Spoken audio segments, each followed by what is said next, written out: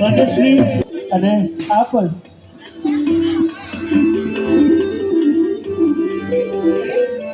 Ahmedabad municipal corporation આપનો ખૂબ ખૂબ આભાર પ્રગટ કરે છે।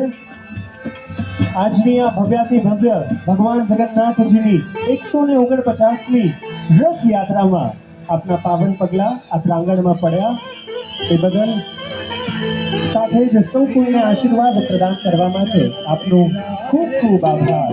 ફરી એક વખત બોલો જય જગન્નાથ, જય જગન્નાથ, જય જગન્નાથ।